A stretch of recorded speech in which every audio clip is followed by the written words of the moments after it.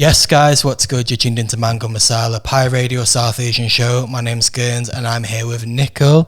How are you doing? I'm very well, thank you. Thank you for having me. No, thank you. And also thank you for those performances. It was great to have that. That's our first Mango Masala live performance. So we're honoured to have it be you as well.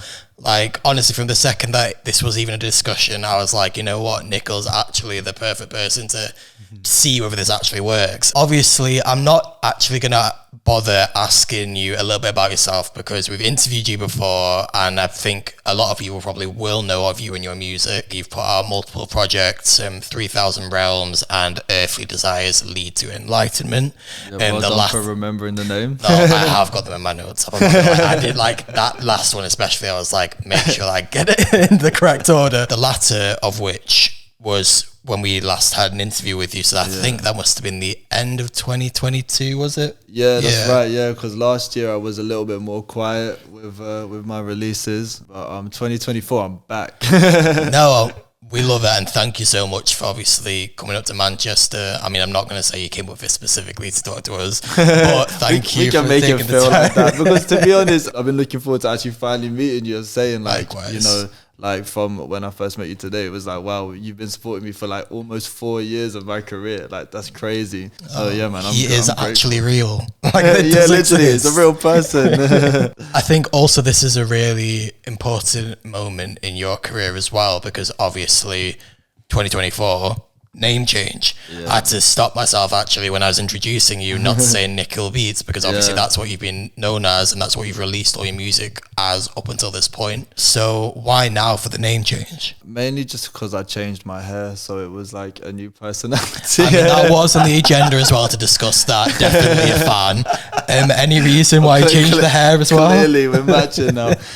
Do you know what? Honestly, maybe I don't think it's a coincidence that it's all aligned. That it's the first time in like almost 7 or 8 years that I didn't have a skin fade, and I decided I'm going to just let my hair grow out. Like, yeah, I think it's not a coincidence that has all happened at the same time. I'm like, I want to change my name. I think like a lot of artists just generally, you're just constantly evolving. You're always changing externally what people see of you and how you want to express yourself. So I think that's just part of it. And changing my name was a really huge thing because I felt that obviously Nikhil Beats implies very explicitly that you're a producer, and I think I know you guys have supported like my last songs, even same from almost 2 years, like year and a half, 2 years ago, where I started like introducing the idea of me singing. And I think last year I've really been honing that craft and working at that, because it's something that I could see is where I wanted to go in the next direction. And I just felt it was appropriate to change my name to something that didn't tell you anything about I am only this. It's just I'm Nikhil, that's me, I'm an artist, and I'm gonna keep evolving. So I feel like now I've got my name that I can just kind of keep through every evolution. Do you think when you first started out that you at that point saw yourself as more of a producer rather than an artist in your own right? Or has this always been that you've seen yourself, no, I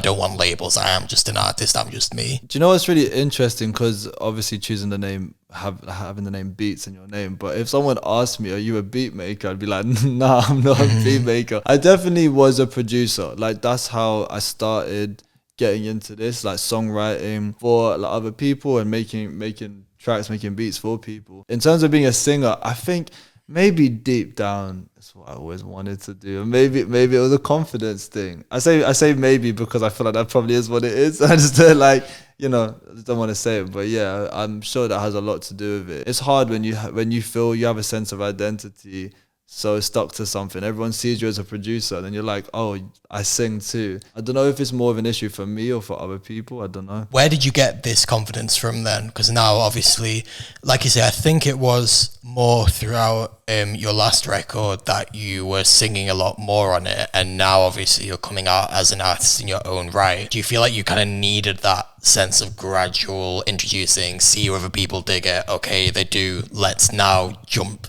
straight into this? Or was it you just feel like kind of follow the natural flow of things? I think it was very organic. I think it's happened naturally over time. Like from my first headline show I did in London where at the time I was very much still just like saw myself as a producer. So the idea of me doing a show, obviously everyone was like, you're going to DJ? And I was like, no, that's not really what I do. So I ended up putting a band together and doing my first headline show, had featured artists come on, and that was amazing. That was the first time that I tried to sing in front of everyone. Yeah, I think after that, because then I started getting booked for more and more shows, it started becoming more clear the idea that, okay, I'm an artist. So that's why I think it was just a natural progression in my career. And as that happened, I also wanted to express myself more creatively through lyrics and through like singing melodies. I think it's just in the way that I wanted to be as an artist.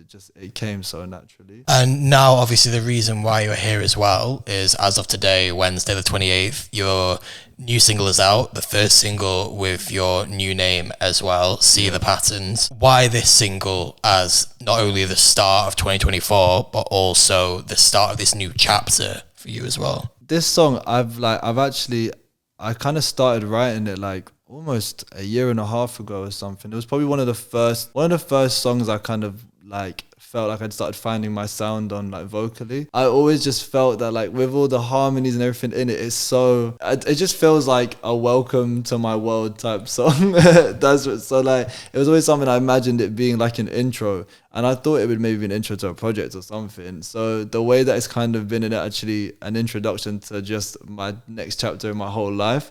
I don't know, I just felt like it just fit. I've seen as well, obviously you described the record as being like this kind of insight into how you kind of feel quite out of touch with reality, and there are certain people who like kind of give you that like light and that hope sort of element. So first of all, are you okay?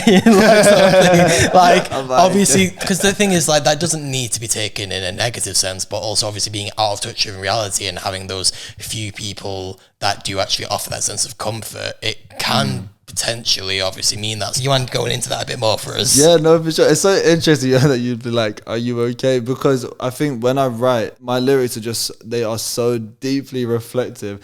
That's just the kind of person I am. Like when I'm just on my own, those are just the thoughts I have. I have very, very deep philosophical thoughts about life and my relationships with people. So I guess I don't think too much of it. I think a lot of it happened around the time like with different relationships where I could just see patterns of this kind of toxic ignorance where, you know, obviously the song is called See the Patterns, and like one of the lyrics in it is, I don't see the patterns until I'm getting cussed out. And it was just like this idea of like, you're always just kind of feeling like you're looking the wrong way, and everyone else kind of is like, Nikhil, wake up. Why can't you just see? And like, why can't you be like this and be like that? And it's not coming from, they're not trying to shape me into something I'm not. They're coming from a place of they're trying to help guide me to be the best version of myself. I don't know. I think it's more just, me just reflecting on that, conversations about that. Just life, innit? But it's interesting because obviously you've said that this song started being written around a year and a half ago, but it was, I think, in the latter part of last year, I did see on your socials about you got let go from your day job, and how I think you put on your socials how a lot of people kind of reached out to you and were like, I presume being quite nice about it, like, oh, are you okay? But you actually came back from it and were like, actually, I'm going to see this in a positive light. Like, this means I have more time to put into music, that sort of thing. So I wondered, does the song like maybe have a different kind of outlook in terms of like this new chapter of your life, in terms of like people being like, oh, do this, do that sort of thing? It's interesting that you've made that connection, because like I was talking to a friend about this, about how the songs that we make, like,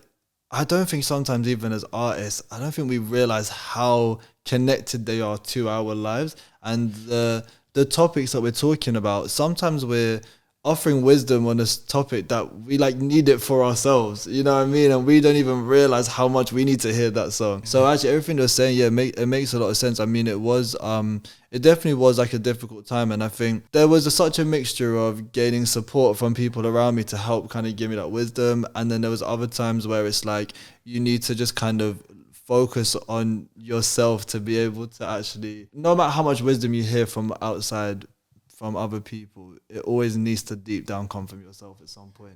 I did also have to ask you as well, I've seen on your socials, not only music, but you like to be in the kitchen quite a lot. Yeah. So I have to ask, what's your favorite thing that you like to cook? Because I've seen like a variety of stuff that you've been like putting on TikTok and stuff. So what's your go-to favorite thing to do? Cooking is the same for me as making music. Like when the way I'll sit there and like ideas will come to me of different music ideas and whatever, like recipe ideas and stuff will pop in my head as well. And where I'm currently at, in the same way of different evolutions of art, I'm currently just so into bread. Like this is just, I don't know why, it's my new obsession. And I've been making so many different types of breads, and like I've been making croissants, and I've been making I've been trying to perfect my paratha recipe, because obviously the way we make roti and paratha is so different all over South Asia, and I mean beyond South Asia as well. Like, so I've been really playing with that and just taking different influences, and I feel like I've got this recipe that I love and I can whip up so fast, and it's just the most beautiful thing. I mean,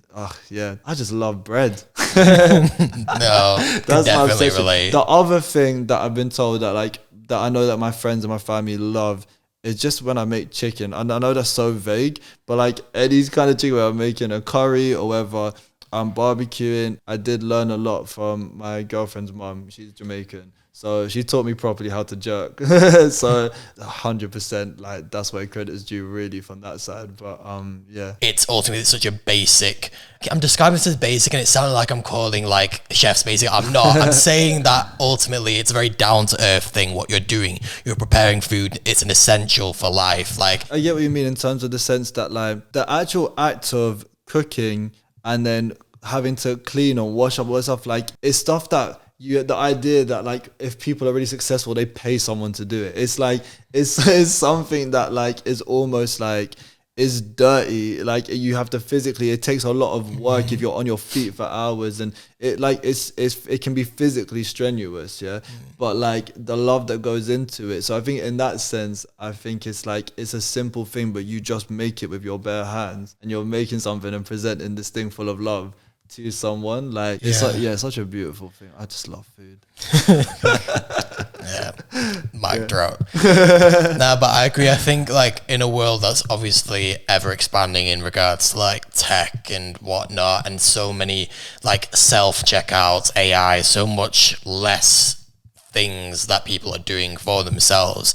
Cooking, at least for now, touch wood, is something that is staying put. And like, I don't know about that. Do you know what? When my friends come around and they're like, they see me making bread and they're just like, but you don't have a bread maker. And I'm like, no, you literally just put flour and yeast and water in a bowl, like, and mix it. They were like, and that's it. Like, it blows their mind because we're so used to the technology of having different things. Like, even like I made pasta, and someone was like, but how could you do it without any sort of machine? I'm like, how do you think someone's grandma does it in some random like Italian village somewhere? Like, you just flour and eggs and then your hands, you know what I mean? Yeah. I mean, do you know what? It's quite interesting. That's very much how I make music, though. I'm very DIY with it. But like, I just use what's in front of me and I'll make something sound good. I mean, on that note as well, what's the plan for the rest of 2024 then? Have you got like music lined up that you're ready to release? Like, are we working towards another project? Basically, yeah, I've been building and I've got a lot of stuff in the vault at the moment. So this year for me is just about consistency of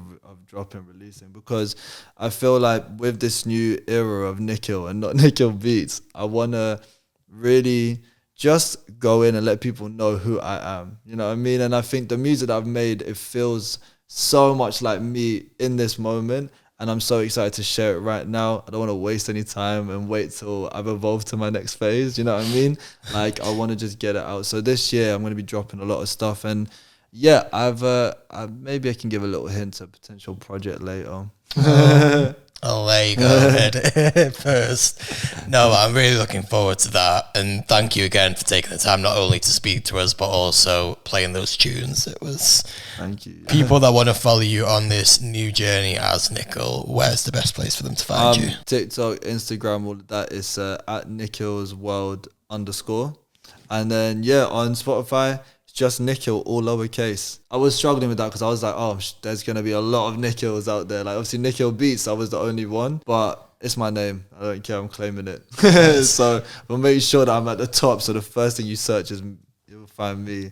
I mean, I don't know if it's because I listen to obviously your music on Spotify, but when I did look before, you did come up first. So. Okay, well, maybe I'm already there then. Nothing to worry about. I mean, you can't miss it. It's just a picture of my face, like with a cheesy ass. Yeah, like with the new hair and everything, all looking very happy. Yeah, exactly.